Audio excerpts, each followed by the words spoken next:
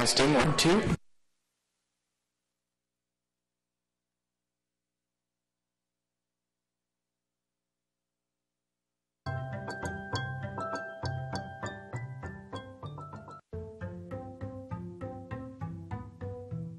If something seems wrong, I tell the operator right away.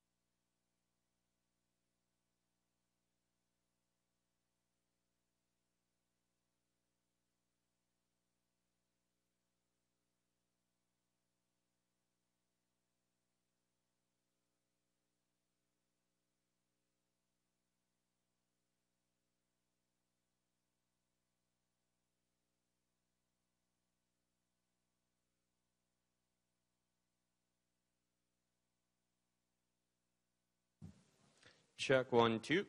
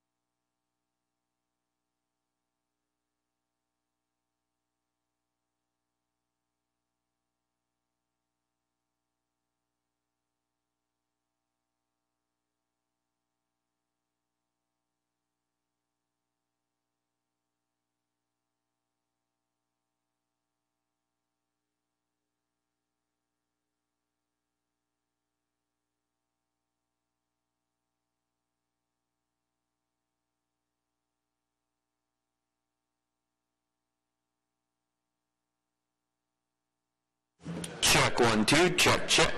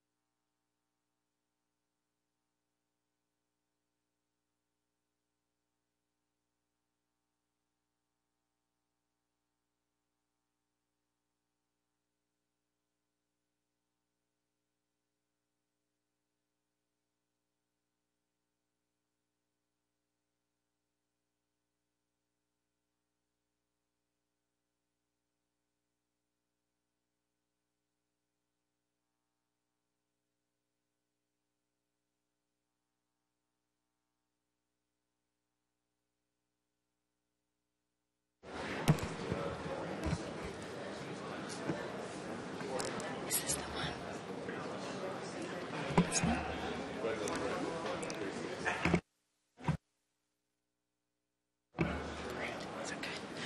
morning, everyone. I'd like to call the meeting to order, so I'll invite you to take your seats.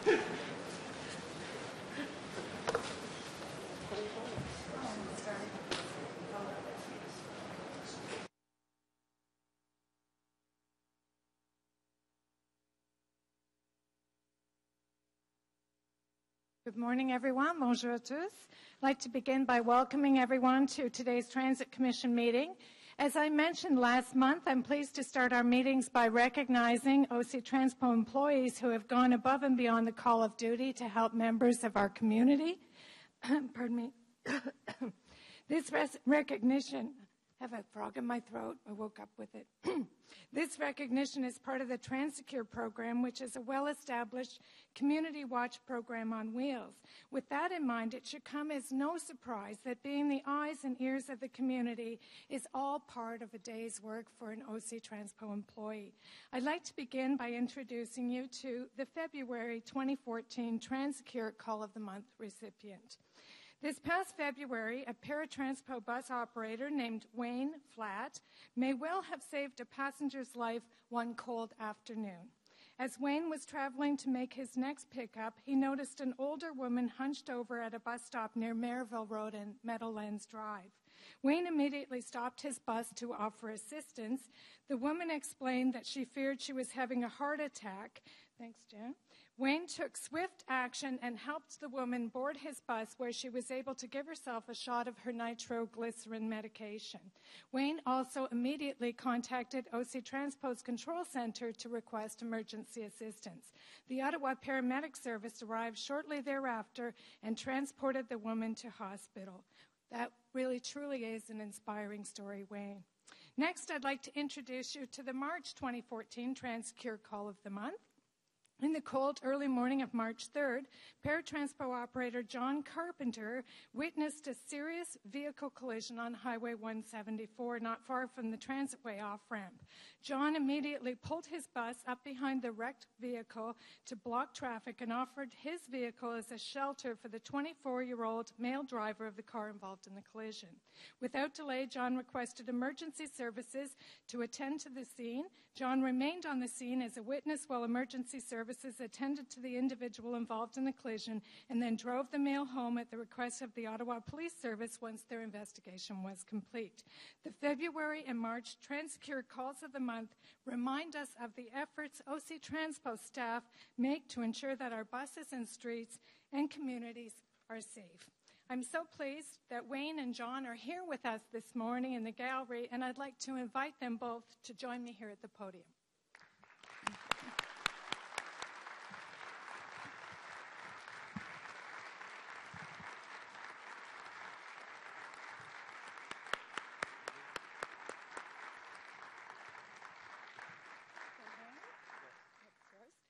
So as the chair of the Transit Commission, I want to congratulate and thank you both for your exceptional efforts in helping someone in need and for carrying out your duties of providing safe, secure, and reliable transit services to the people of Ottawa.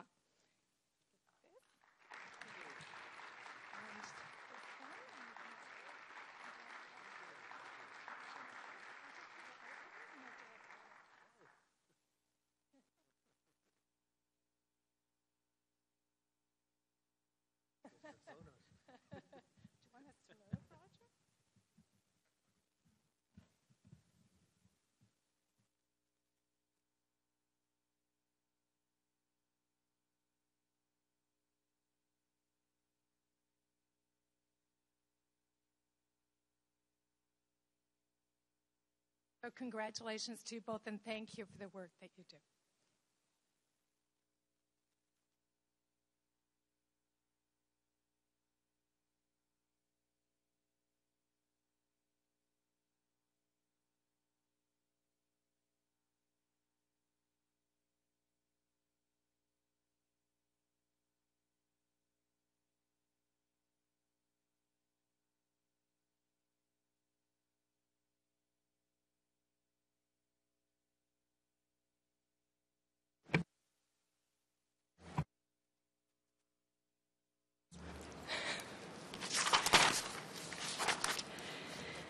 Okay, so good morning again, everyone. We'll start with declarations of interest.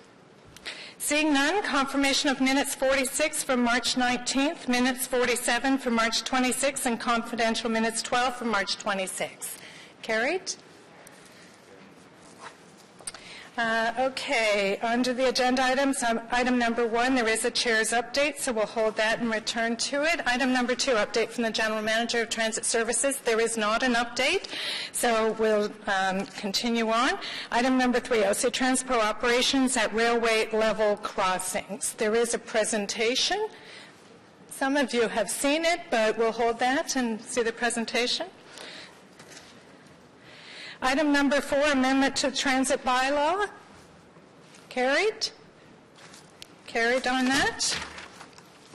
Item number 5, enhanced safety measures to Southwest Transitway. Want to hold it for the presentation? Hold. Item number 6, status update, Transit Commission inquiries and motions for the period ending April 4th, 2014. Okay, received. Item number 7, general accounts write-offs 2013, received. Item number 8, delegation of authority contracts awarded for the period October 1st, 2013 to December 31st, 2013 for transit services. Received? Received. Okay. Returning then to the chair's update, I'd like to take this opportunity to update the Transit Commission on a number of items. On March 17th, OC Transpo was pleased to host members of the Youth Summit Action Plan who took a tour of OC Transpo's industrial garage, which is home to our double-decker fleet. This was part of a behind-the-scenes bus tour of municipal services to help give youth a better understanding of how the city works on a day-to-day basis. Also included on the tour were the Traffic Operations Center and the Water Treatment Center. You will recall that the Youth Summit Action Plan was established in May of last year following the Mayor's Youth Summit.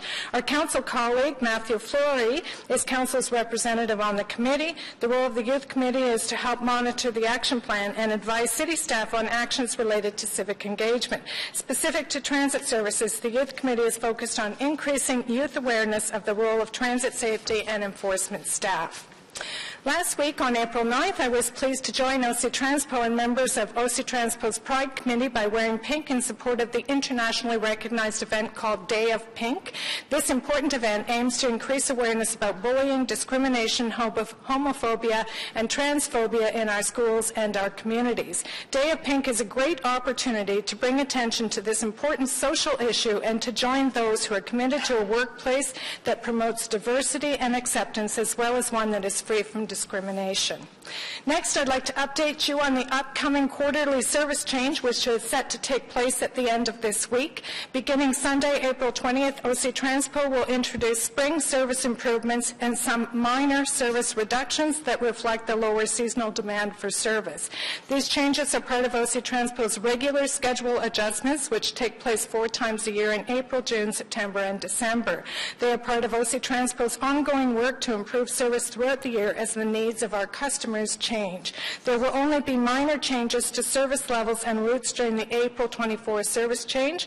The Rack and Roll program will be returning on April 20th and will run until the end of October, with bike racks reinstalled on close to 500 buses, including all articulated and double-decker buses. As it relates to the upcoming Easter long weekend, OC Transpo will operate a holiday schedule on Good Friday and Easter Monday.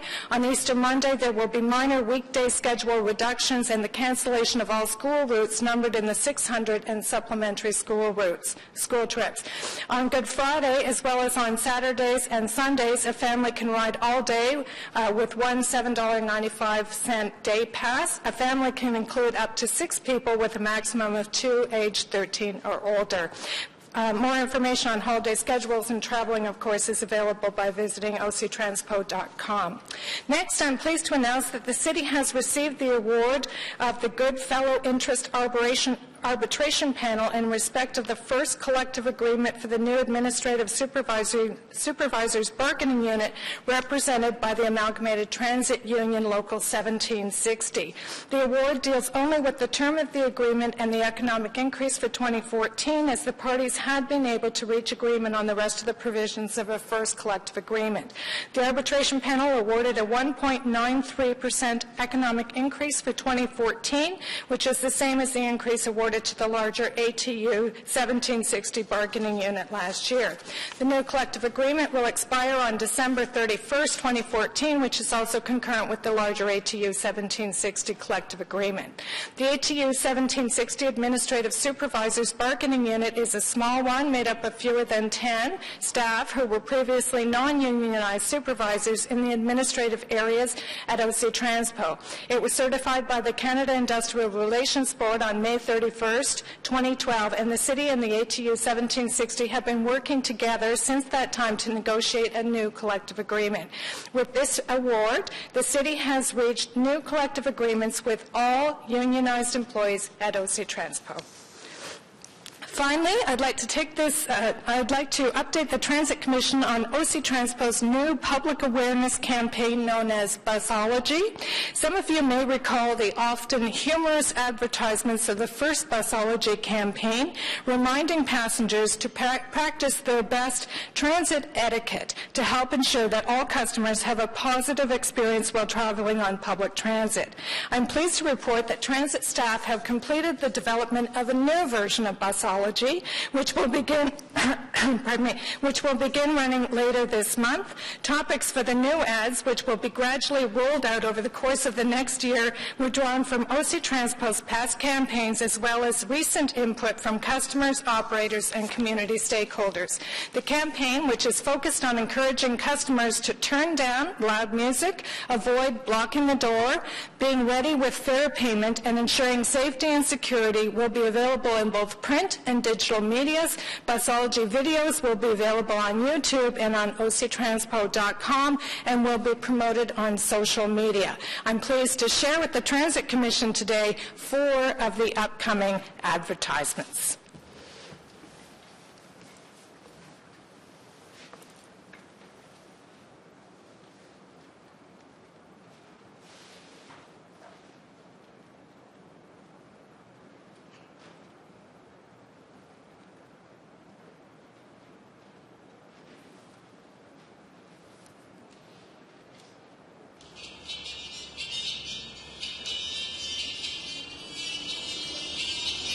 Vaut mieux baisser le son un peu au lieu de déranger beaucoup.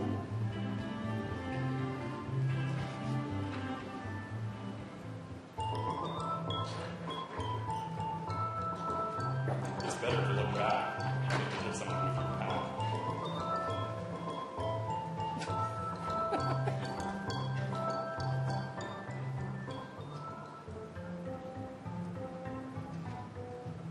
If something seems wrong, I tell the operator right away.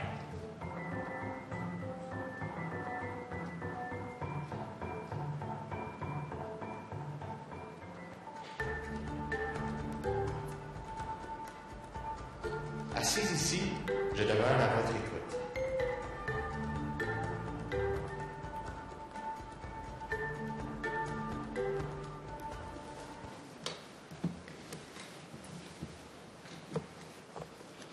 And those are real live OC Transpo employees in the ads.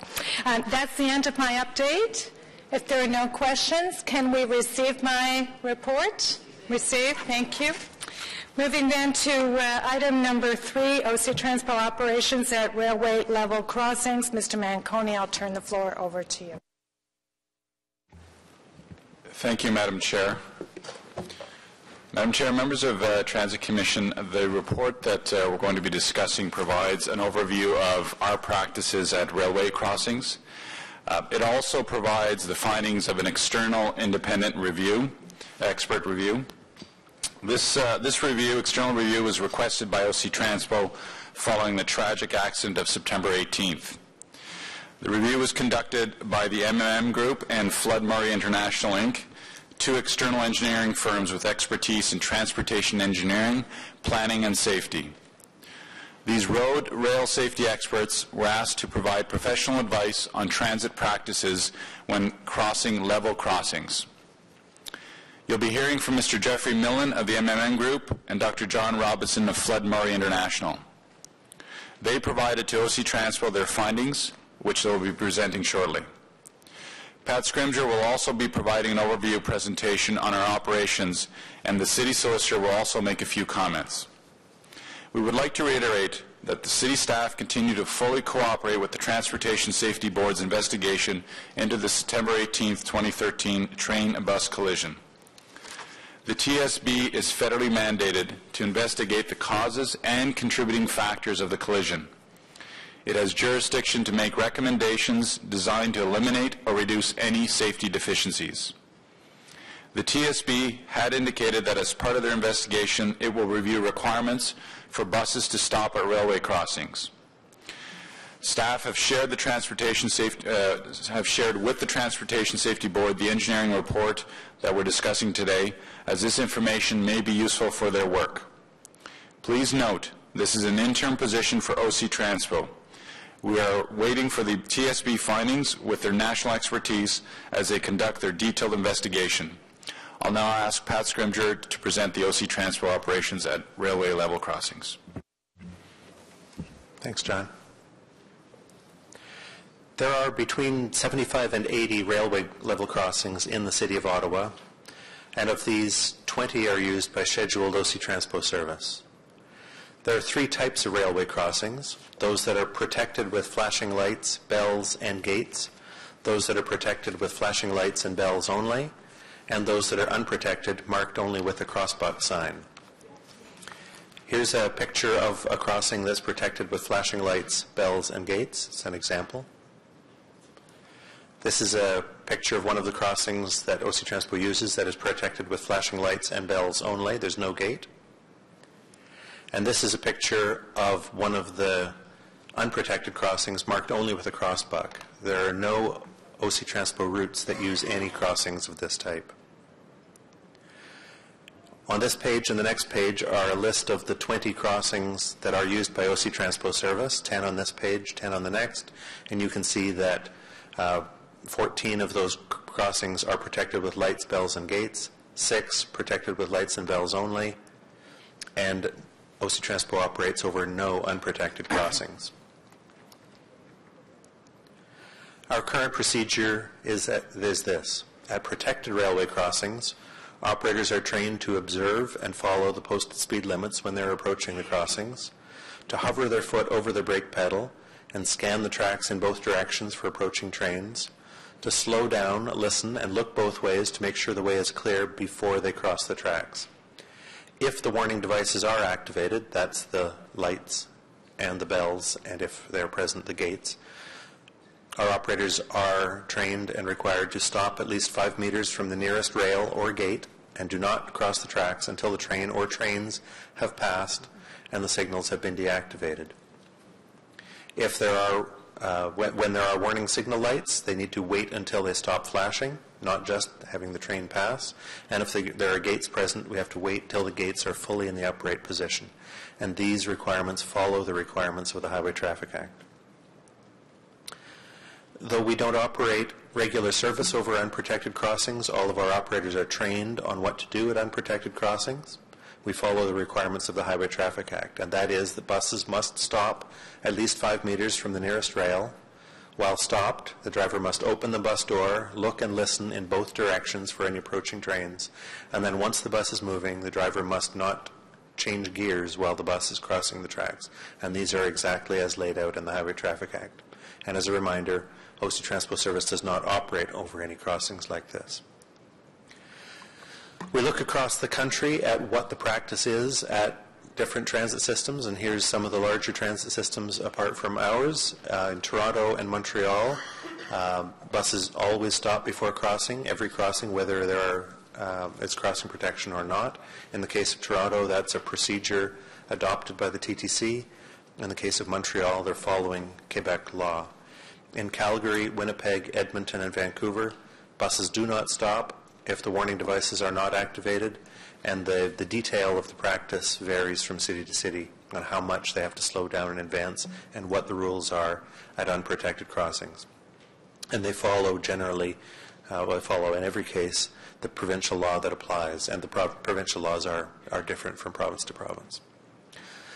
Now, in the past, OC Transpo for a time had a different practice. From September 1988, OC Transpo introduced a procedure so that all vehicles were required to stop at all railway crossings at all times. And that policy was introduced, according to the records we have found, following representation by one of the local school boards at the time. And the main reason at the time that was given was improved safety. But even as that decision was made, the procedure was opposed by the former city of Nepean. So more work was done, and the records show that in February 1992, that practice was changed following some discussion between OC Transpo and Transport Canada as the regulator of railway safety. And the bulletin that we have on file cited that the change was because of the retiming of signal activity. So that suggests to us that the policy had been introduced due to inconsistent timing at the protected level crossings, and once that standardization had come back, the procedure went to its previous arrangement. So in summary, our operating practice is that at protected crossings, operators are trained and required to hover their foot above the brake pedal and look in both directions, be careful that there are no approaching trains. At unprotected crossings, though we don't run regular service over them, operators are trained and required to stop, look, and listen following the law. So what we have done is retained independent road and rail safety experts to provide professional advice to answer this clear question. Should OC Transpo implement a procedure whereby buses would be required to stop at protected railway crossings at grade even when the protection is not active? And Jeff Millen will now give you their analysis and recommendations.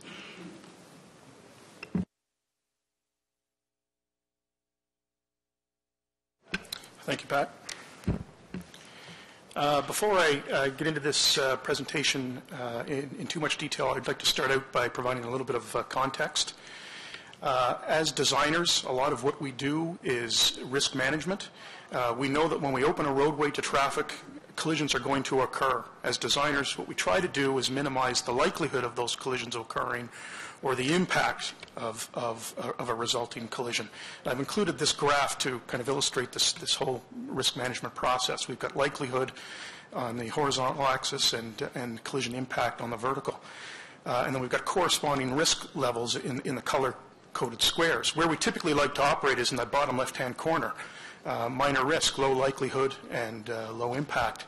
But when we're talking about a railway crossing, we're up in the yellow to red section. This is a type a train vehicle collision is extremely rare, but the impact of this type of collision is extremely severe. So what we try to do is shift the likelihood as far to the left as possible, minimize the likelihood of this type of collision occurring. So we were hired by OC Transpo to respond to one very specific question. Should OC Transpo implement a procedure whereby buses would be required to stop at all actively protected railway crossings at all times? The focus of this review has been on regular service transit buses only. We haven't looked at paratranspo as part of this examination. In conducting this review, we were asked to answer 5 questions or examine 5 questions. What are the safety considerations? What are the liability considerations? What does the literature say? What are the current practices of other agencies? And what does the legislation say? I'll touch on all 5 of these briefly, and then go through some of our key findings from the analysis.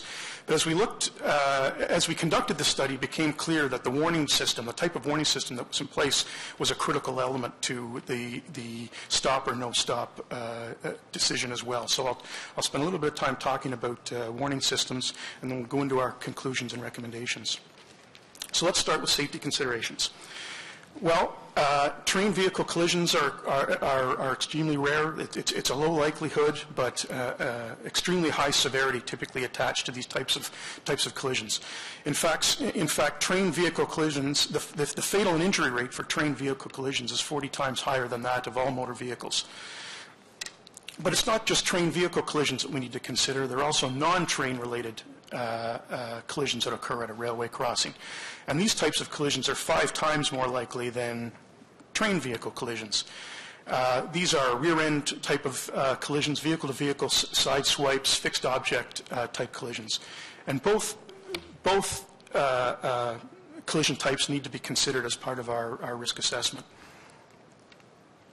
When we look at the key risk elements, when it comes to a terrain vehicle collision, crossing time is the key risk. The longer it takes to cross and clear a crossing, the more exposure you have to being hit by a train.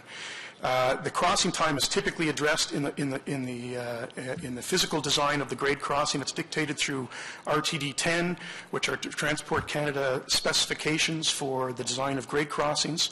The length of time required to clear the tracks is also linked to how the warning signals are set up and any preemption of downstream traffic signals as well. Both of these items, the physical design and the warning signals, are verified, are supposed to be verified on a regular basis by both road and rail authorities.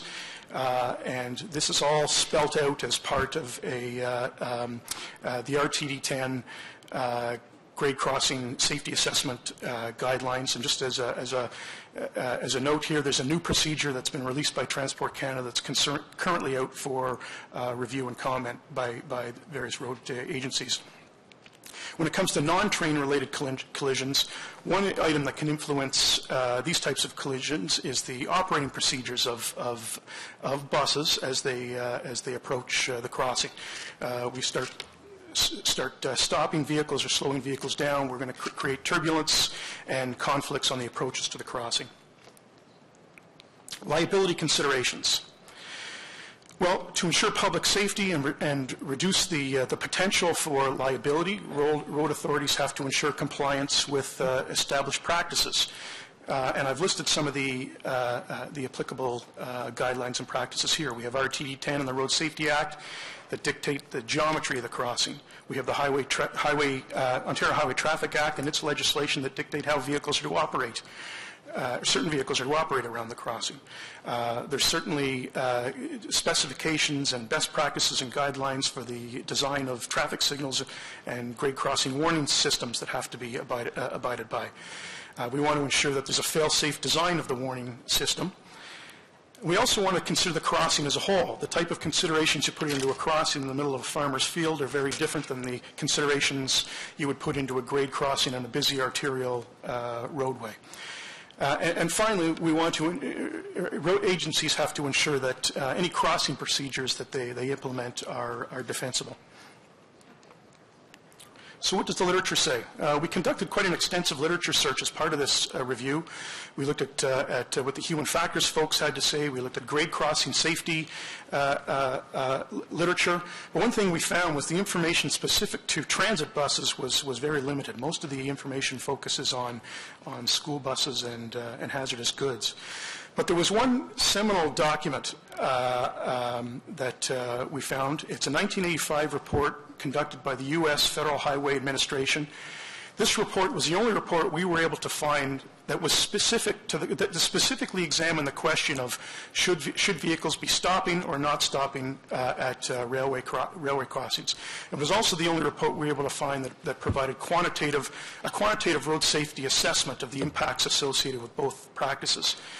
And some of the key findings that came out of that study were no stopping increases safety, stopping increases the risk of collisions occurring, and stopping increases the crossing time required for vehicles to clear the tracks.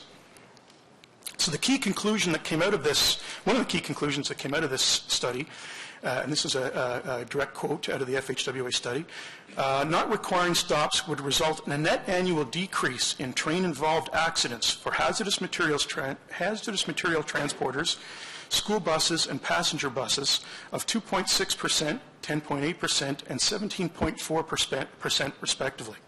So it's a 17.4% that we're focusing on for passenger buses. Now, this is a quote that's directly out of our report. It summarizes the findings of our literature search quite well, so I'm going to read this verbatim. Intuitively, many people think that requiring buses to stop at inactive crossings equipped with active protection would offer some safety advantages. The reality, however, is that there does not appear to be any quantitative evidence indicating that stopping transit buses at these crossings improves road safety performance. To the contrary, the literature indicates that stopping these buses at appropriately equipped crossings will likely result in more collisions overall at the crossing. Current practices. We spoke with a number of transit agencies across the country, and there are two alternative policies in use. It's the go or the stop policy are both widely applied across Canada and across North America. In fact, when we looked at the Operation Lifesaver literature, we found that they didn't pronounce on one approach over the other. They do provide guidance for bus drivers, transit bus drivers that are required to stop as part of their company's policy, but they didn't seem to pronounce one way or another as to which policy was preferable. When it comes to the legislation, well, OC Transpo's current practice of not stopping at actively protected railway crossings is compliant with the Ontario Highway Traffic Act. Quebec does require stopping, and OC Transpo buses are required to stop on the Quebec side when they encounter a rail crossing. But clearly, the legislation varies within Canada. In general, the legislation addresses school buses and dangerous goods, indicates that they must stop. And sometimes motor coaches are mentioned, but this is usually in the U.S. literature. But public transit is rarely addressed. So some of our key findings that come out of this study. If OC Transpo were to implement a policy whereby their buses would stop at actively protected railway crossings, the literature tells us there'll be a net increase in train-involved collisions. The 1985 study suggests a 17.4% net increase. This is despite a minor reduction in collisions in which the vehicle hits the train of 3.3%, and collisions associated with the failure of the grade crossing warning system and its fail-safes. There'll be great exposure to train crash risk because it would take longer for vehicles to cross and clear the tracks. There'll be increased driver workload placed on the driver as they approach the grade crossing, and this creates a greater potential for driver error. And then there'll be a potential for a greater number of vehicle-to-vehicle conflicts on the approach to the grade crossing and at the crossing, which can contribute to rear-end, side swipe, and run-off-the-road type of collisions. So what does this all mean? Well, the decision to go or no go is a risk management choice. But in deciding whether to go or not to go, you need to consider the overall risk associated with the crossing. We've been able to find no quantitative evidence to support the stopping position. So in our opinion, the current practice of not stopping is defensible. So the response to the basic question that was asked is that assuming all actively protected crossings in the city comply with or exceed the provisions of RTD 10 and incorporate a fail-safe mode, then the current bus crossing policy is sustainable and appropriate. I said when we talk about actively protected crossings, we're talking about two types. There's the crossings protected with lights, bells, and gates, and those that are protected with lights and bells only. And in our response to the key question, we really don't distinguish between the various levels of active protection. But when we got looking into the research, we found that there are real differences in the safety performance associated with both.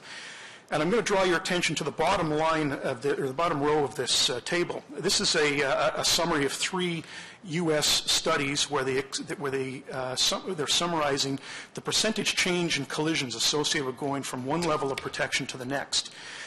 We can see across that bottom row the percentage change in collisions associated with going from an actively protected crossing with just flashing lights to an actively protected crossing with flashing lights and gates results in a decrease in collisions ranging from 66 to 69%. That's significant.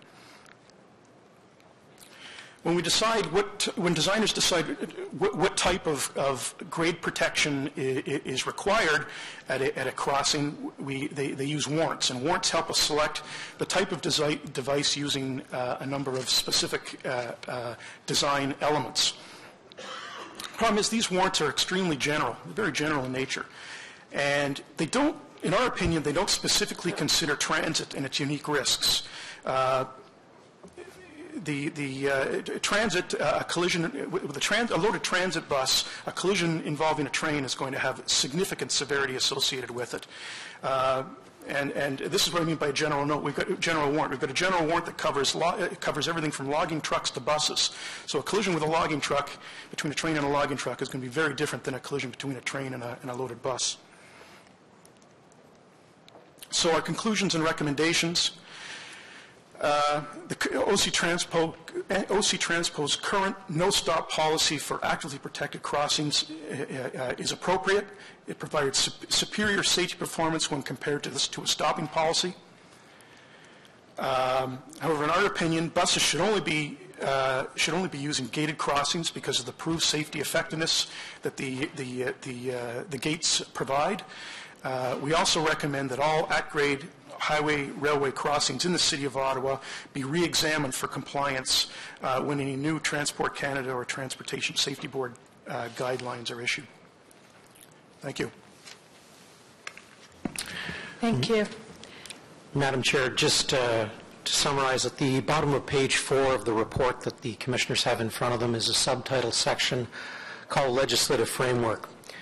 And essentially it tries to set out in fairly brief order the rules of the road in Ontario, which is governed by the Provincial Highway Traffic Act.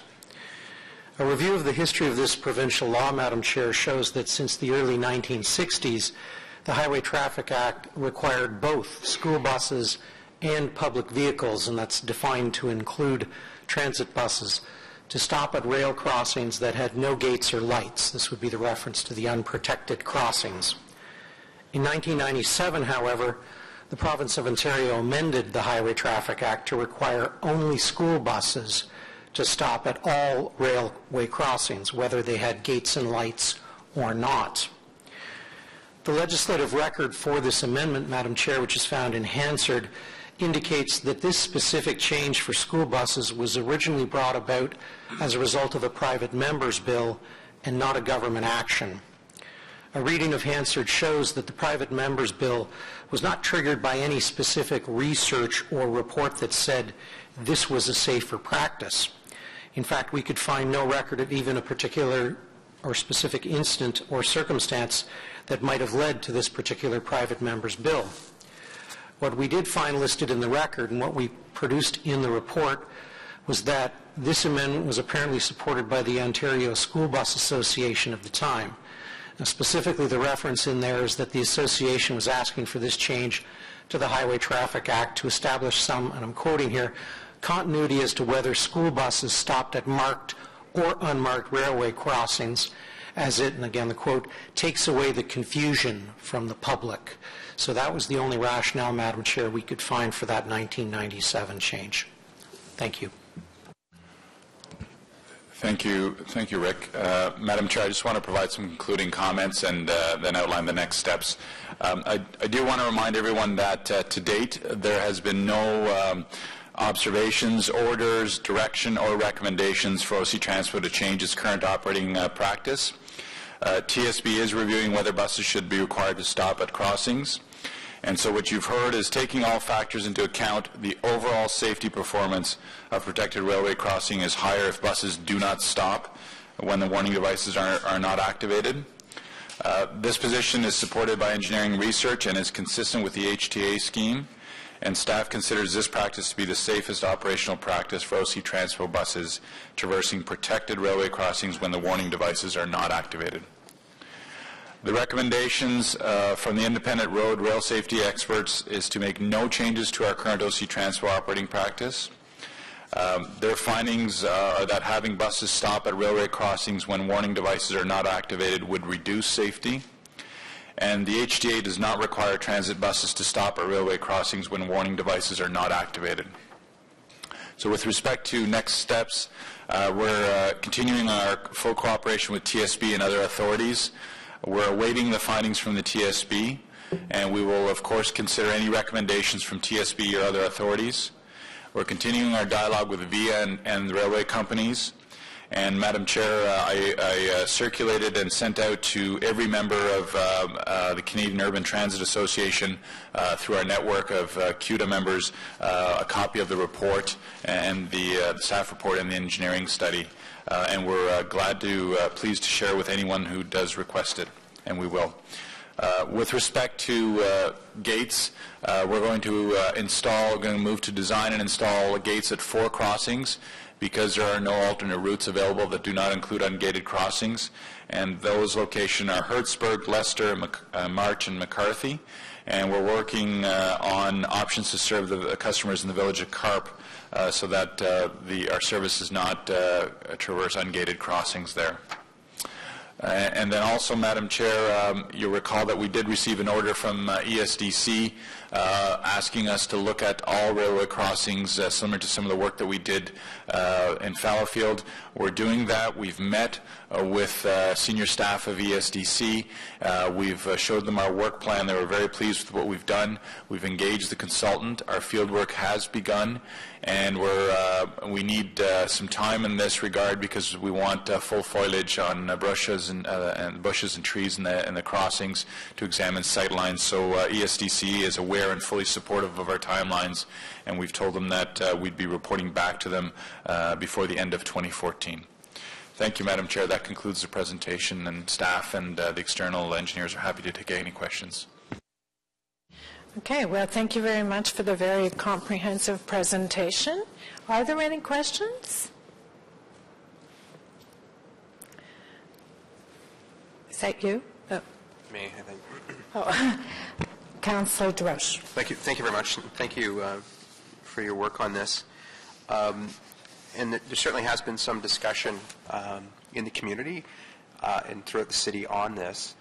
And one of the points that will sometimes come up from people who have not that have read the report is that this is a decision based on system efficiency. And I think you need to state on the record that in this study did not consider the efficiency of the transportation and transit system, that your exclusive primary and only focus was on safety. Madam Chair, I can assure every member of this commission and full council that absolutely that is correct. The subject of funding, system efficiency, costs, service time, running time was not a factor in any of this work, and the approach was 100%. We wanted to make sure we were doing everything to protect our customers and our staff, because safety is the #1 priority, and we care about our community, we care about our staff, and that was the focus. Okay, thank you. My second question is with respect to some of the background studies that you looked at. And I appreciate the challenge given the number of jurisdictions that have regulations in this area, whether it be the province, the national, or the state level. So I can appreciate the tremendous amount of work that went into this to try and gather some common themes from really a mixed bag across jurisdictions. Some of the data dates back, I guess, to 1985. And I'm looking at, I see on slide 40 that you do have some consistent numbers over decades. And I'm trying to assess really what has changed, what changes. You have a bus, you have a rail, you have motor vehicles. I guess I would like to hear from our experts that you can rely on that data because really the fundamentals, the variables, remain the same. Really the technology has not changed. You have a bus, you have a train, you have vehicles, and you have an interface that needs to be managed with safety and risk in mind. So while we'd like to have more recent data, we can rely heavily on this historical data because the fundamentals really have not changed over time. Yes, the data is dated. We're dealing with a study that's 29 years old, but the factors that are driving it, the bus technology, the signal technology, and the driver are the three I guess critical elements. With regards to the signal crossing technology, I think it's safe to say that that's probably improved somewhat over the past 30 years. So the grade crossing warning devices are more reliable in theory. With regards to buses, the transmissions may be more reliable. But when you think about crossing a rail crossing from a stop, we're not dealing with a sports car differences in acceleration here. The buses have to accelerate at a comfortable level for seated or standing passengers. So I don't know that that's necessarily going to play a big part in the amount of time back then and now that was required to clear the tracks.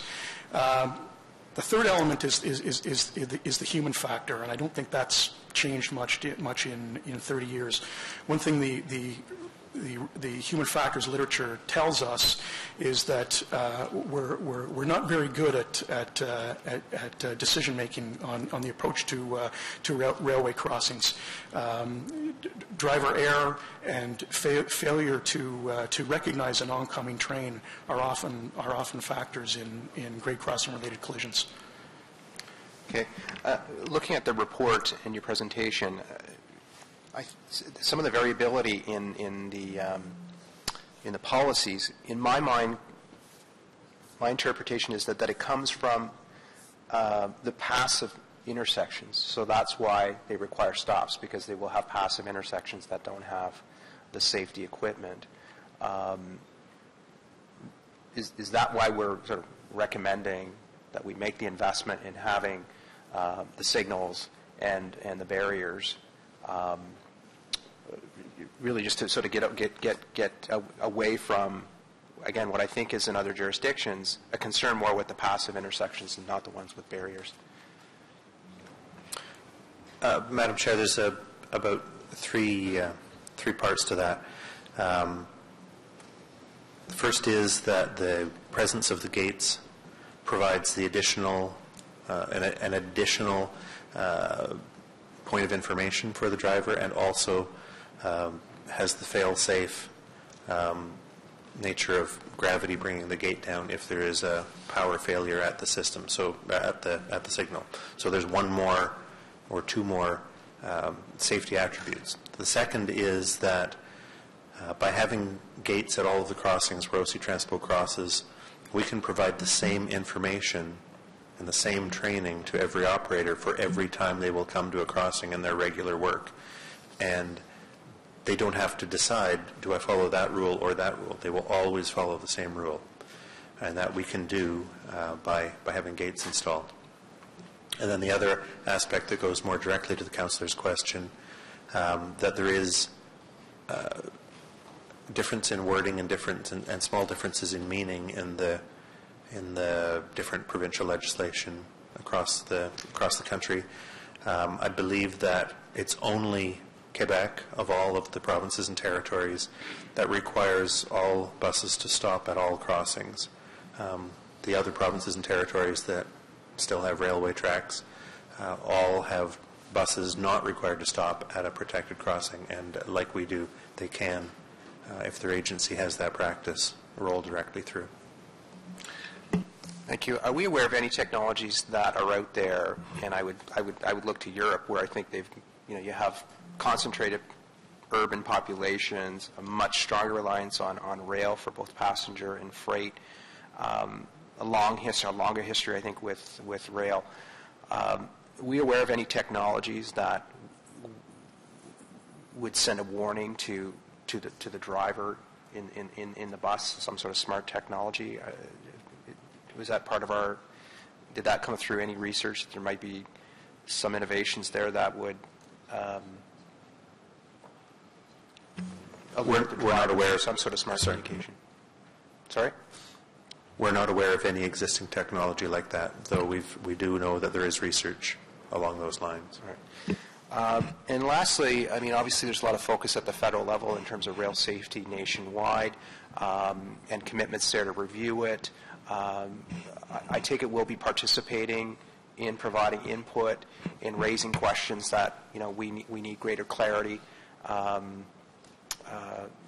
across jurisdictions in terms of best practices. Will we be participating in those opportunities when they present themselves?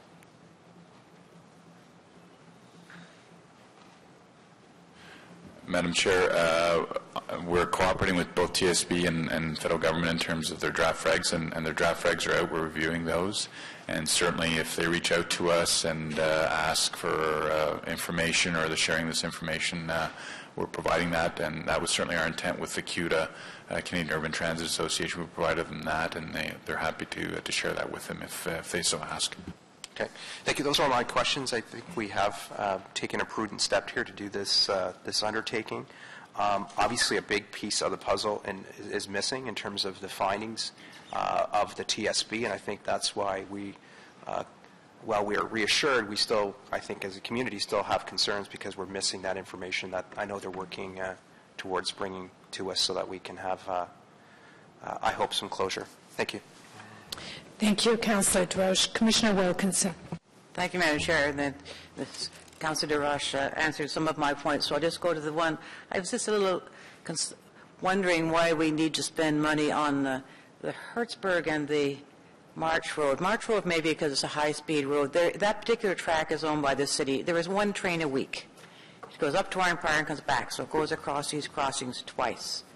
At Hertzberg, it has to stop before it gets to the road and wait for a strobe light, after which the traffic light on Carling, which is immediately beside this railway track, has only arrows going back and forth, and all the traffic has to stop for the traffic light and the flashing light, and the train is stopped to make sure everybody's stopped. So I don't think adding the gates would, in fact, do anything at all. That particular track, I have two places where there's no protection on it at all, a lot of traffic going by. The train actually can't go more than 10 kilometers an hour through there. It's not the same as some of the other ones. And the Goulburn Forest Road, where there's no protection at all, and people don't stop, although they're supposed to, we've never had an accident there because the train stops before it gets to the road and makes sure it's clear before it goes ahead. So it's not a lot of money, but I'm just wondering, is it really necessary? Particularly, I can see maybe at March because it's a multi-lane road and they're going fast, but the other one doesn't make sense. Or is it just that you're going to do a policy of doing it everywhere? Madam Chair, our two primary reasons for taking that step are, one, that we are relying on expert safety engineering advice that advises us that the highest level of safety for our employees and customers and others on the road can be achieved when there are lights, bells, and gates at any crossing that OC Transpo uses. And our second is that we maintain that it is very important for our operators to have a clear, unambiguous procedure to follow at these locations so that they always follow the same procedure every time they come to a railway crossing, and that we're not asking them to recall which of alternate procedures they are to use, so that there's always the same procedure and there is complete clarity on that point. And in order to do that, in order to achieve those two ideals, at each of the 6 crossings that have OC Transpo service across them right now, but they do not have gates. The choice is to install gates and therefore to meet that level of protection and that level of consistency, or to change the bus route to no longer serve the customers who are on the other side of that crossing. In the case of Hertzberg, the councillor is correct that the transit service there is very infrequent. There's only one bus a day in each direction across that crossing, and there's normally only one train a week in each direction across that crossing. But in order to serve the customers at that crossing that are south of that crossing, we do need to use that street. And also, Hertzberg remains a secondary way into Canada North if there's ever a road closure on March Road, so that we do have a way to get transit service into all the customers in Canada North if there's ever a reason that March Road is closed. That's not the point I was making. The point I was making is that when they put that in, they put a fail-safe system in that the train always stops. It has to wait for the strobe light to go ahead. I don't think that happens on any other railway around in Ottawa. Anyway, if you want to just have everything the same, I guess we're going to spend another $100,000 there, but it seemed a little bit superfluous. Thank you. Thank you. Commissioner Wilkinson, Commissioner Eglai. Thank you, Madam Chair. This question has to do with, there's been a lot of discussion around the age of the most relevant study, I guess, that was relied on. Yet in the report from city staff on page 6, it talks about how the practice was revisited at the request of the former city of Nepean. And the issue that was raised at that time seems to be in sync with what we're hearing today, and that was there was a concern about an increase in the potential for traffic accidents. The report goes on to say that OC Transpo at the time reviewed the concerns and engaged with both Transport Canada, the Ontario Ministry of Transportation at that time. And as a result of those discussions and consultations, they switched to the practice that we currently have. So my question, I'm not sure who to direct it to, Mr. Manconi. I'm not sure if it's you or would be the clerk and solicitor who's sitting there, but do we still have the records of those discussions or a report that went to council at that point in time, or whatever the governing body was for OC Transpo, which spoke to those concerns? Because I see that discussion, in a sense, bolsters what the consultants are saying here today to us, that previous, going back to the old practice, may in fact increase traffic accidents. So I'm wondering, in putting together this report, you talk about the consultations, do we have anything in paper form? Was there a report at the time? Madam Chair, I can advise that Legal Services was unable to find any substantive report or record of that period in time. Okay, so I guess the follow-up question then, Mr. O'Connor, is how did we know that this all happened, that there were these consultations with the various agencies? I'm assuming if they were, and then we went ahead and made the change, that they were supportive at the time of those changes. Sorry, Madam Chair, perhaps I wasn't clear. I was referring to there's no major studies or reports or recommendations. We do have an understanding of what took place, and we have seen documents in that respect. So the summary and the comments. Okay. So again, just so we're clear, was a report, though, to whatever the governing body was at that time? I don't believe we had a transit commission at that time, but was there a report about this particular issue at that time? I don't know, Madam Chair. We can go check for the Commissioner. Okay. No, as I say, it seems to bolster what we're hearing today, and the research or the discussion would have been a little bit later than the 1985 date. So that's why I was asking the question. Thank you. Thank you, Commissioner Eglai. Commissioner Crew. No, thank you, Madam Chair. Just a couple of quick questions. First, for our MMM group expert, as Councillor Eglai pointed out, there has been some criticism that the report on which we're basing our findings is somewhat dated. I take it, though, that one of the relevant things is that there is no study from any period that says that it is safer to stop at a protected a protected but inactive crossing. That all the studies that we could find indicated that the safer thing is our current practice of not stopping at such crossings. That's correct. Okay. And then the rest of the questions, Madam Chair, probably will be fielded to Mr. Scrimgeour. So first of all, the measure that we're talking about continuing to do our practice of not stopping, in light of the other changes we're going to be making and providing active protection, is just a stopgap measure that very soon we're going to have active protection at every single crossing where a bus actually crosses. My understanding about that correct? Madam Chair, while I would never use the word stopgap in relation to safety, I would say that we will continue with our current practice and we will install the gates at those 4 crossings as quickly as we can, and that we will conclude the discussion with the ward councillor and our customers in the village of Carp regarding the routing in that area as quickly as we can. Your point is absolutely well taken, and perhaps I should have said an interim measure, simply the best safety practice until such time that we can come up with something that is even better. With regard to that, perhaps Mr. Scrimgeour could just outline once again, what is the one route that is affected by those 2 CARP stops, and can you advise us if you've made any progress so far in beginning to figure out an alternative routing for that route? Madam Chair, that route is Route 203, which runs once a week on Wednesdays, carrying customers from Dunrob and Carp to locations in Stittsville, Canada, and Nepean for shopping or any other personal business they have, or for any reason at all. We've begun discussions with the councillor for that area, but we have not yet developed any possible route changes. We will engage the community through the councillor's office.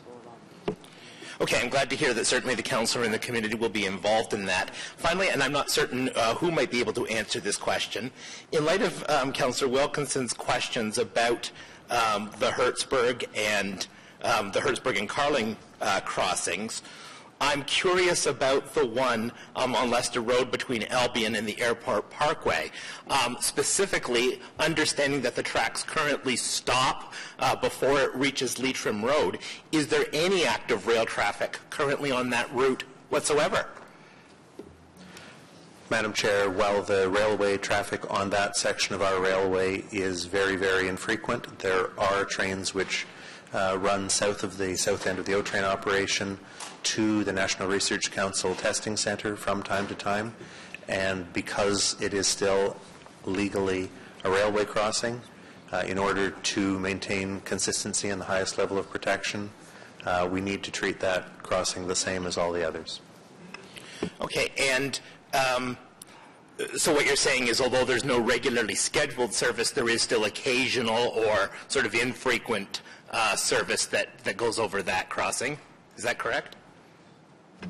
That's correct. The frequency of trains going across that crossing varies according to what business operations the NRC has from time to time. But when railway cars are brought to Ottawa for physical testing, collision testing, and climate testing, it's one of the specialties that we have here in Ottawa. That's the way they arrive, and those trains are moved across the crossing into the NRC's testing facility. And then I guess my final point, just in terms of thinking of use of the resources, I always think it's justified to spend some additional resources in order to enhance safety in the way that we are talking about. But I take it that any gates that are installed on that one specifically will be sort of forward thinking. In other words, ideally, sooner or later we're going to see the expansion of the train currently known as the O-Train to go down through there to the Riverside South community and beyond. So I trust that any gates that will be installed will be thinking towards the future such that they'll still be effective and ideally that we'll still be able to use them if and when that O-Train expansion eventually comes to pass. Madam Chair, the current plan for O-Train expansion has grade separations being built to separate trains from cars at Leicester, Leitrim, and Bowesville, similar to the grade separation that exists now at Hunt Club, though possibly to be built in a different way, so that the crossing gates and crossing protection equipment if they are removed in the future, would be on hand and in our inventory to be able to install at any other location they might be required in future. Okay, so then ultimately we end up with even safer crossings once the O train is eventually expanded. Thank you very much, Madam Chair. Thank you, Commissioner Crew. Commissioner Johnson. Thank you, Madam Chair. I share the sentiments of my colleagues here in expressing our appreciation for this report to OC Transpo and MMM Group. I think it's very important that we have such studies in hand as we move forward with evidence-based decision-making, so thank you very much. Almost all of my questions were covered by my colleagues, but the one I did want to pose, Madam Chair, was in terms of again, on the new rail crossing gates that will be installed, 200,000 to 400,000 coming out of capital account transit network capital projects. Could OC Transpo let us know, are there other capital projects that will need to be put on hold as a result of this expenditure? Or where is that exactly coming from? Madam Chair, that's a general account for safety improvements and upgrades, and so we're not going to reduce our workload significantly. This obviously comes as a top priority based on what we've heard. All right. Thank you for that. Thank you, Madam Chair. Thank you, Commissioner Johnson. Seeing no further questions, just wrap up by saying to you, Mr. Manconi, I think it was an important initiative that you engaged MMM Group to do this work for us while we await the outcome of the TSB recommendations. My sense is that the Commission is comfortable with the recommendations that have been made. As counterintuitive as they initially were, I think that you make some strong points, and clearly there could be more work done at the federal level across Canada if the Ministry of Transportation or whoever the right organization would be to take on that kind of comprehensive work, maybe even with the U.S. To do an in-depth look. That's not our role here at the city, but I think it's important, Mr. Manconi, that the work that we have done, you have shared with the other members of the Canadian Urban Transit Association, and they can inform themselves as we have done with the information that is available. So all of this being said, of course, it is predicated on the signals in Barrhaven and other places working, and that has been a frustration the last number of weeks, and I know that Councillor Harder and the Mayor have taken an initiative to work with our federal rail cousins and politicians at the federal level to try and ensure that those signal issues are rectified as early as possible. And, of course, that is a very important consideration. So thank you all for your work, and thank you for being here this morning. Received on the report? Received.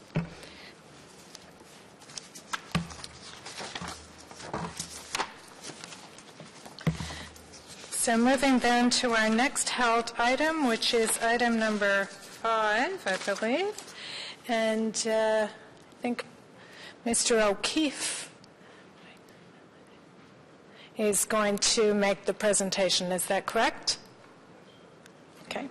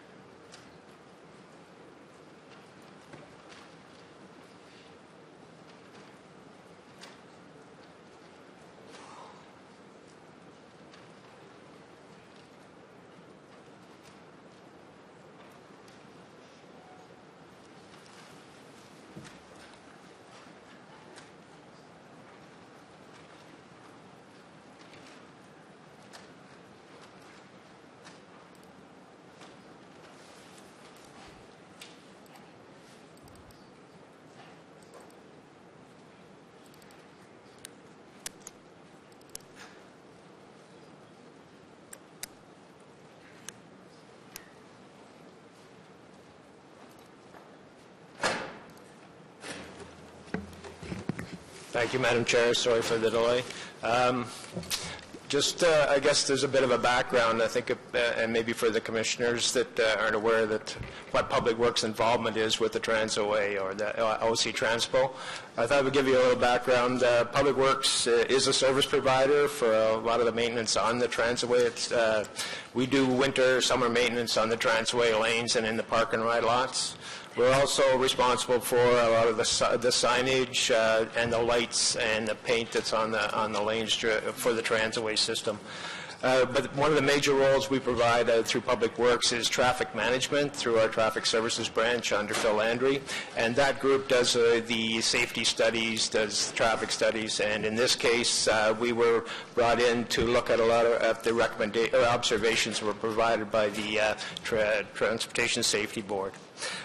Before I start, I'd like to also acknowledge the work that was done in our group by Dylan Rosedale, who's our specialist in traffic studies, and he has a background in rail management, rail legislation, so he brought a lot of expertise to the table. And I should also recognize, of course, Phil Landry, who's done yeoman service in trying to get the agreements negotiated with Via Rail, and also deal with a lot of the ongoing issues with traffic due to the disturbances in the last few weeks. And he's away this week, and but he did a great job. So we'll move into the presentation there now, and on the agenda, the next one there. So the way this report, the Public Works report, is laid out, it's in response to observations resulting from a number of TSB, one through a technical service briefing that was in October, and the others through letters that were received in February. So the way the report or the presentation will be laid out, we'll be talking about safety and measures that are on site that we've already actioned or will be actioning, the development of a protocol or a standard operating procedure between the city and VIA for malfunctions at railway crossings, and then the final part of the presentation will be the study that was done, in particularly to the need for a northbound advanced early warning system, and then following in that came out of the October technical briefing, and then in February the TSB also issued letters that added the question or observation that we should look at an advance warning for southbound and all bus traffic, and also to look at the speed of the railway crossing. So we'll walk through this in sequence or some kind of chronological order so you can see how all this developed. So in October we received 4 observations from TSB. And I think maybe at this point it's also important to note that the observations were not in any relation or any contributing factor to the incident that occurred on September the 18th, but observations of things that they did know. So when we got the first series of 4 questions or 4 observations from TSB, Public Works and Transit and Immediate took action on things that were reported. So the forestry services removed and trimmed some of the vegetation to enhance the visibility. Public Works and Transit Services implemented a speed reduction from 60 kilometers to 50 kilometers for both northbound and southbound traffic at the Transway, at the railway crossing, Southwest Transway at the railway crossing. And Public Works and Transit also made enhancements to the signage in the area to facilitate the speed reduction implementation. Now, the 4th observation was to review options related to the advanced early warning signal. This item was for the northbound traffic only in that October technical briefing. And this item will be discussed in greater detail with a presentation by Chris Phillips, an engineer with SEMA Plus Traffic Engineering Section, and that will be at the end of our presentation for Public Works. So one of the things that came out, this came out in February, TSB issued a letter which included observation the city and VIA should develop standard operating procedures. The city and VIA have developed that joint operating procedure to better ensure the safety operations during railway malfunctions. The way this was done, there was a working group comprised of a number of city departments, transit, legal, communications, public works, and we met with a representative from VIA. We went through a number of iterations and a number of reviews, and a final sign-off by both legal from the city and legal from VIA on the adopted standard operating procedures. Now, the procedures do include a joint communications protocol to ensure ongoing communication between the city and VIA during a malfunction. The procedures also provide a process to communicate information to council and the general public during the malfunction. And the procedure and protocol are currently in place. Our presentation will focus on what the city role is underneath, with this new protocol or process or operating procedure. So the call can come in, and the call is received by the 311 call center, and that can come in from the public, from the Ottawa Police Service, from transit drivers or riders, public works, or any VIA could be also reporting in it that there's a malfunction at any crossing. The 311 agent creates a service request, so that sets up a tracking process so we can monitor what goes on during the malfunction. What 311 notifies staff at our traffic services branch, the traffic control center, during normal operating hours, or if after hours, they notify the on-call traffic investigator. If the call has come in from the public, or VIA has not been involved to this point, the traffic control center then contacts VIA so they can activate their process to respond to the malfunction. Now, the traffic inspector for the city is one of the main points of contact during the malfunction. They are the inspectors that will report on site and manage the situation during the initial stages and monitor it throughout the repair process. So we'll walk through what the traffic inspector role includes. So these inspectors will liaise with VIA to receive updates during the malfunction. They'll assess traffic impacts and communicating with the appropriate personnel of the city. This would entail if there was a long-term need, they would have, or a need for security, they would have Ottawa Police Services on site to direct. They could also set out variable messaging signs to alert the public, and in cases where there is a major disruption, they can set up detours to bypass traffic. So our role in this case is to maintain the safety of vehicles, pedestrians, cyclists, anybody that's using that crossing. That's our role, is to manage the safety for the public there. They also provide updates to council through the existing notification process. We have a traffic incident management policy that anytime there's a traffic disruption, there's a notification goes out, and this will be, this same process will be used for issues with railway crossings. We'll be informing council once a malfunction has been rectified and the rail crossing is back functioning properly and traffic safe to use the crossing. And then they coordinate with VIA and 311 to record action and close out the service request. The value of this is they can then have a tracking system that we can use to manage, to track what's happened at various crossings. So the service request will be filed, and in that closure there will be a notice as to what the action was taken, the time it took to get it completed, and the report then will be kept on file for reference in the future. Okay, the next step, and this is where it gets a little, you have to follow the process because we had the October and the 2 February letters, and they crossed over a number of our actions that were already in place. So the fourth observation was from TSB in the October technical briefing, was a consideration of advance warning signal for the flashing light to enhance awareness for the northbound bus traffic using the transitway. So in November 2013, Public Works retrained the engineering firm of CIMA Plus to investigate for the early warning signal and just for the northbound traffic, bus traffic. Then in February, TSB issued a letter that added observations that the bus operating speed at the crossing should be investigated, and also consideration to add an advance warning signal for southbound bus traffic as well. So that's what things got crossed over, because we received in March the CIMA Plus report that provided the results from the October review, and that was what the recommendation about the northbound advanced early warning system. So We got that report, we reviewed it with Transit and also with VIA, and based on the results of the report, the Traffic Management Group approved the recommendation, and VIA also approved the recommendation. So, and we'll run through that, or Mr. Phillips will run through that in a moment there. But what we added after that report was in, the observations that came in February about the southbound advanced warning system light and also the speed limit.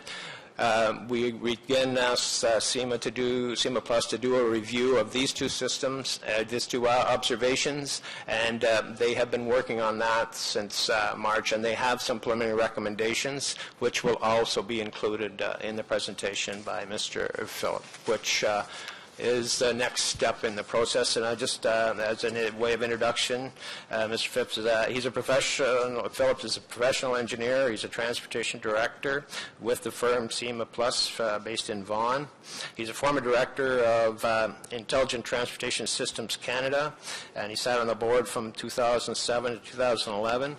And he has experience in a wide range of intelligent transportation system technologies, including crossing warning, signal, system interconnection to active advanced devices, and traffic control signals. So he has a very broad background, and we were fortunate to have him review this proposal. So at this point in time, I will turn it over to Mr. Phil. Thank you very much, Mr. O'Keefe. Madam Chair, members of the Commission, good morning. Will I have a way of sort of advancing the slides?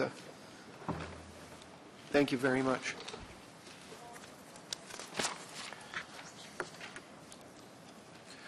So as Mr. O'Keefe mentioned, we have recently conducted a review of the warning signs on the transitway in both the north and separately the southbound directions. And we were also asked to review the current posted speed limits along the transitway. This is an aerial photograph of the study area. We're looking specifically at the section of the transitway just to the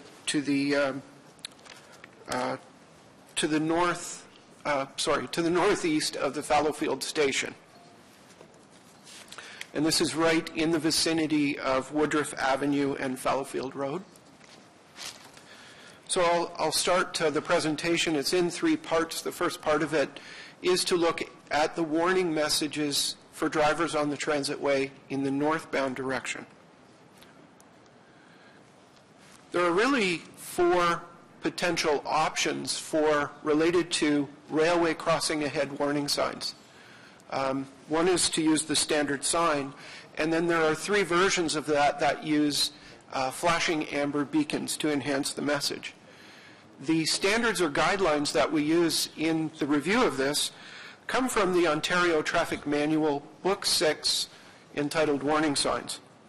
And this provides us with the criteria that we need to assess the various warrants associated with the flashing lights. So we used OTM, or Ontario Traffic Manual, Book 6, as our guidelines. There are other national guidelines, the Manual of Uniform Traffic Control Devices for Canada, but we used the provincial guidelines, the Ontario Traffic Manual, because it's in accordance with the way the city signs the rest of the road network, and there's actually a little more information and guidance in the provincial standards for us. So I will take just a moment to discuss each one of these four options separately. So the first is simply the sign, the railway crossing ahead warning sign. And according to the guidelines, this is used to provide advance notice of an at-grade railway crossing to approaching drivers and to alert them that they may have to stop at the crossing. These are the signs that are in place both north and southbound on the transitway in the vicinity of the crossing today. We then have another option called an advanced preemption warning sign system. And this is where we've added alternating flashing amber beacons on each side of the sign with a tab underneath that says prepare to stop when flashing. So this is recognized as a potential warning system within the Ontario Traffic Manual, Book 6. It's important that the guidelines are very clear that the flashing lights at the sign need to be activated before the lights of the crossing. And it's also very clear that the vehicles passing the signs when the beacons are not flashing must have sufficient clearance time to clear the railway crossing. So I prepared sort of an animated slide here to demonstrate the operations of the sign relative to the crossing. It's rather crude. I apologize for that. The red arrow represents the transit vehicle.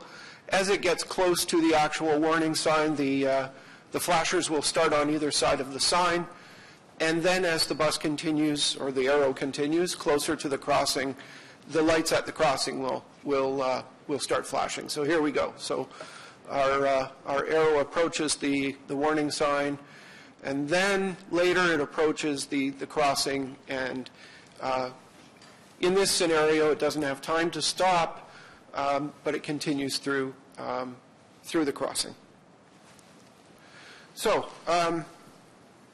in order to achieve the proper operations of this particular sign, we do need precise timing. We need to be able to predict very clearly the arrival of the train and the operations of the crossing. So it does require a high level of consistency in both the bus and train operations.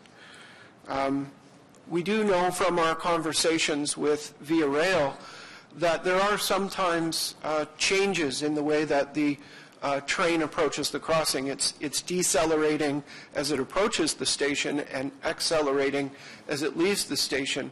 And in addition to that, it's not always consistent in terms of its arrival patterns at the crossing. And this is of concern with respect to the operations of this type of sign, because the sign may result in misleading indications to the drivers. And if that happens on a fairly regular basis, then the sign messages could lose credibility. So this is actually not one of our recommended options. The second is to use the same arrangement of flashing lights and the tab, but to operate those flashing lights simultaneous to the crossing. In order to avoid false messages, that is, the bus driver passes the sign when the lights are not flashing, but approaches the crossing when the lights there are flashing, we need the sign fairly close to the crossing itself. And I have another one of these animated slides to show the operations of a simultaneous flashing light. So again, our arrow representing the bus approaches the warning sign, and it flashes at the same time as the crossing. Now, looking at this particular graphic, it does appear, at least it did to me, that the sign could provide advance notice to an approaching driver much further in advance than the crossing itself. But it's a little bit misleading when you look at the aerial photograph. And when I flip to the next slide, this actually shows an on-street view of the crossing itself with the sign in place where we would propose to put it. And it's a little clearer looking at this photograph that what is in the center of the view for a transit operator, a bus operator, would be the crossing itself. And that the sign, although it would provide redundant information in the form of a warning, might distract the driver to look off to the right-hand side. Research and studies show that drivers driving around a curve, rightfully so, will look off to the left. Their search pattern is off to the left. So this just simply adds to the workload of a bus driver approaching it, and really doesn't provide them any new and useful information. In fact, we would suggest that it's more important that they focus on the curve and the crossing rather than a warning sign, giving them redundant information. So to summarize then, the sign must be positioned close to the crossing to avoid being placed in the curve, which we know is not an ideal place to put warning messages.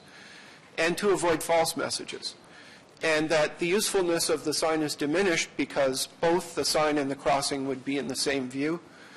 It is not an operation that is supported by the Ontario Traffic Manual, and it's simply duplication of the message. So again, this is not one of the recommended options.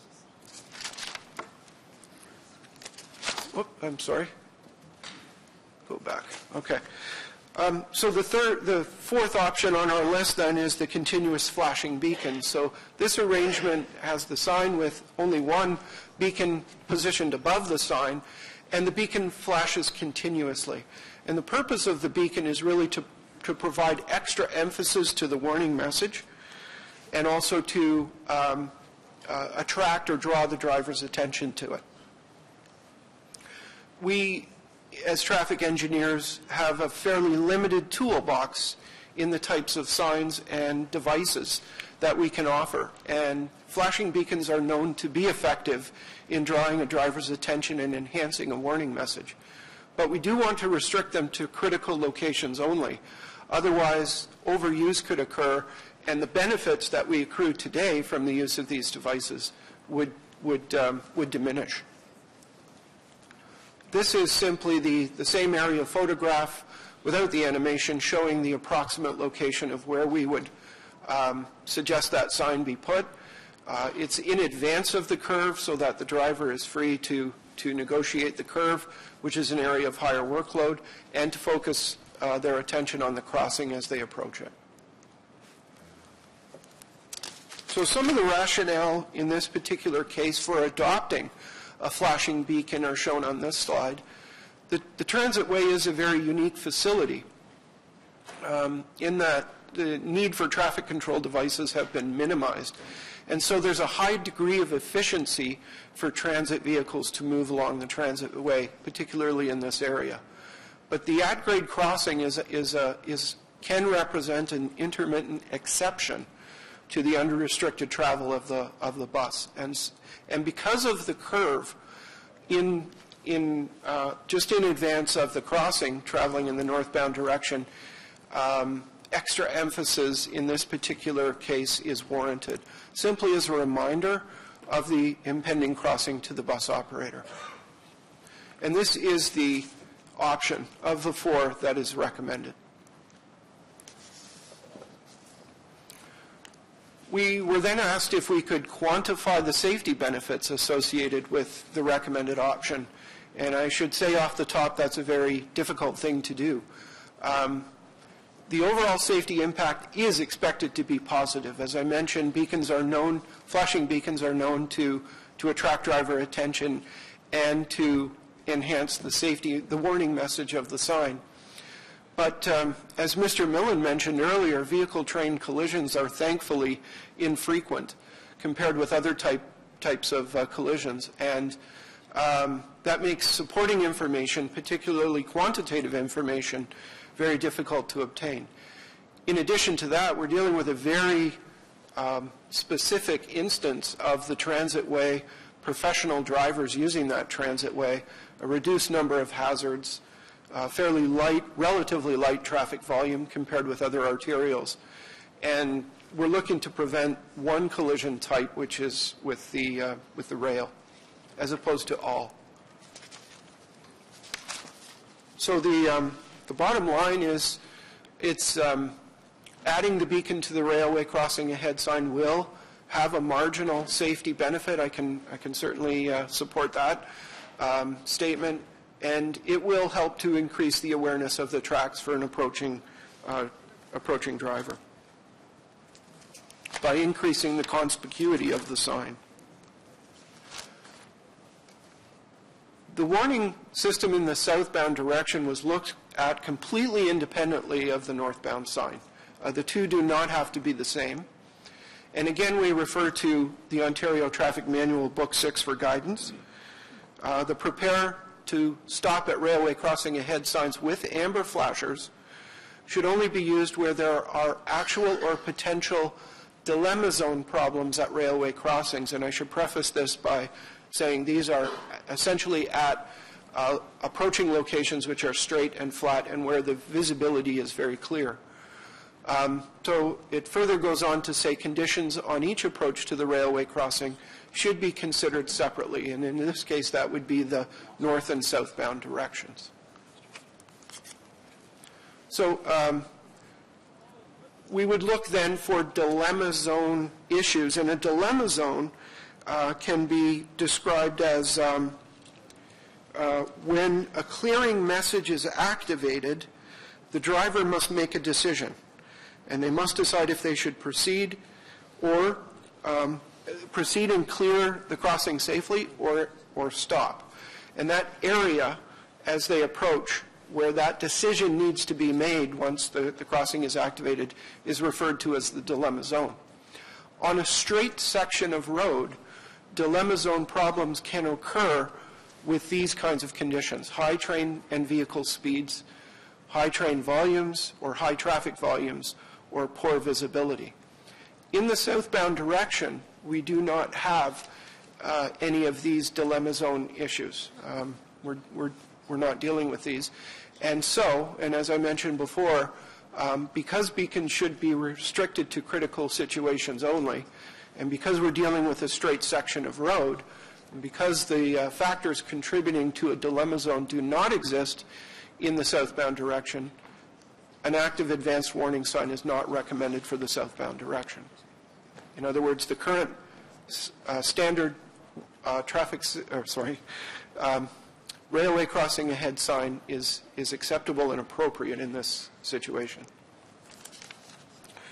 We then reviewed the speed limit, the current speed limit, and this aerial once again shows the various speed zones. From top to bottom then we have the approaching 90 kilometers per hour, which steps down to a transition area of 70 kilometers per hour. And then the yellow indicates the current 50 kilometer per hour speed area, speed zone, which once you're south of the station increases again to 60. The city's speed limit policy provides some very good guidance to us in assessing and recommending speed limits. I particularly like the second point on this slide: the normally careful and competent actions of a reasonable person should be considered legal. What the city's speed limit policy suggests then is to determine the appropriate speed limit on a road like the Transitway. The 85th percentile operating speed should be used as a starting point. Now, we identify the 85th percentile speed as the speed at which 85% of the vehicles using the road would be compliant. And that's considered the 85th percentile speed. Now, we would take the 85th percentile speed and we would look for the need to further adjust that speed. A design speed could be a reason to adjust that speed. The curve on the Transitway right now in advance of the crossing is currently designed for 80 kilometer per hour operations. The classification, certainly the Transitway is focused on mobility, and so the classification of the roadway is not necessarily of concern for a lower speed. The traffic, we're dealing with comparatively low volumes and limited vehicle conflicts, and there are no limiting sight distance constraints. So there's really no compelling reason to deviate largely from the 85th percentile speeds that we measure. Now, there are a number of other factors which go into influencing the choice of that a driver selects for their speed, and I'm not going to go through all of these, but there are many of them. The driver certainly gains their cues from the environment in which they're driving, and combining all of these things together makes their speed selection choice. So a careful and competent driver may select a speed that is slightly different from the posted speed limit, and in fact, if they do, perhaps that's an indication that the speed limit should change. This is the speed data that was collected on the transitway. There were 3 locations where speed studies were taken. There were a large number of samples taken at each one of these locations, and they were separated, of course, by direction. And what the 85th percentile speeds show is that drivers are currently traveling between 50 and, say, 60 or 65 kilometers per hour fairly regularly at an 85th percentile speed. Now, what's interesting in this data is that the first 2 locations were recorded earlier in our project, which was back in December. The last one, the 150 meters north of the tracks, was actually taken very recently, last week or the week before. And the trending sort of shows that drivers are starting to get used to the 50 kilometer per hour speed limit, and the 85th percentile speeds are very close to that. So really, certainly the data suggests that either a 60 or a 50 kilometer per hour speed limit is appropriate for the transitway. The 60 would comply with the city's speed limit policy. It would reduce the number of speed zones, and it certainly conforms to the design speed of the transitway. However, what's out there right now is the 50 kilometer per hour speed limit, and I would suggest, based on the data, that there's really no compelling reason that that should be changed at this time. We are dealing with professional drivers and a protected roadway, and fewer vehicle conflicts than other roadways. So my suggestion is to maintain the current 50 kilometer per hour speed limit, but that the city continue to monitor, using the similar traffic studies, monitor the speeds occasionally. In summary then, the railway crossing ahead sign for the northbound direction should be repositioned to a point 210 meters in advance of the rail crossing and be supplemented with a continuously flashing beacon. The railway crossing ahead sign in the southbound direction is sufficient given the existing sign arrangement. And the city should consider maintaining the existing 50 kilometer per hour speed zone, but monitor that speed using speed studies occasionally. And Madam Chair, that concludes my presentation.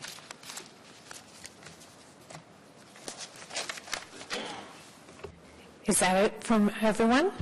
Okay, thank you very much for the presentation. We'll start with Commissioner Crew. Thank you, Madam Chair. Just a couple of questions for Mr. Phelps. Was any consideration given to the possibility of a redundant gate? And is there any precedent for that in Canada that you're aware of? Given that all railway crossings are not going to have double gates with another one that's about 100 meters in advance, but the transitway is a unique facility. So maybe a unique facility calls out for unique solutions, and I'm wondering if you considered that or if you're aware of any precedent for that. Through you, Madam Chair, I guess the approach that we took to the study was one in consideration of the things that the Public Works Department could do, and what was sort of under the mandate of the Public Works Department. And so I suppose the answer to your question is no, we didn't consider alterations to the crossing or the warning devices at the crossing within the mandate of our study. And then just from your independent knowledge, are you aware of any other situations where there is actually like a redundant double gate to provide a really maximum level of protection? I am not. I have not come across that situation where there's an advance gate to slow traffic. Normally that takes the form of one of these warning signs with the flashing lights. It's, just an interesting idea that perhaps staff may want to consider at some point in the future. Thank you, Madam Chair. Thank you, Commissioner Crew. Commissioner Bless. Thank you for your presentation. I was trying to read between the lines a little bit, and it almost seems like we're really trying to go a long ways to address an issue that I think you in engineering terminology would say isn't as much of an issue. And when it came down to the flashing lights, and I'm a little puzzled, because in the end you're basically saying, yeah, install a flashing light here, just keep it flashing all the time, and that'll make us all maybe feel a little better. I was more concerned by the two flashing light options that you aren't recommending, and one of them talks about the sort of the reliability of the light, and you seem to almost imply that because we can't ensure the reliability, and meaning how the signals are connected and when they're triggered and everything else, that it's better not to do that. Did I understand you correctly there? Yes, I think that's a proper interpretation. So then what you're recommending is basically just have a flashing light at all times, like a 24-hour flashing light, and that'll, I'm not saying you're saying that resolves the problem, but that gives us some sort of easing of our concerns. So that light will be completely unconnected, unrelated to anything happening on the tracks. That's correct. Again, your interpretation is correct. There's no need to interconnect that light with the tracks, because you're right, it will flash continuously. Mm-hmm. But don't you does that not detract from a flashing light? And I think you made a very valid point where you said you're very prudent when and where you use flashing lights, because you start diminishing their effectiveness. But by having, first of all, nobody driving on the Transway isn't aware that there isn't a railway crossing there. And I guess this is an enhancement of that awareness or a reinforcement of that awareness. But at some point, by doing that, doesn't that, again, diminish or detract from the effectiveness? Yes, overuse of flashing beacons like this would detract from the effectiveness of the sign. In this particular case, and it's largely because of the curve, the workload of the transit operator, the bus operator, will increase because they're traveling along the transitway and they have to keep the vehicle in the lane, but they're also planning to go into the curve, and any potential distractions as a result of the curve or the operations on the transitway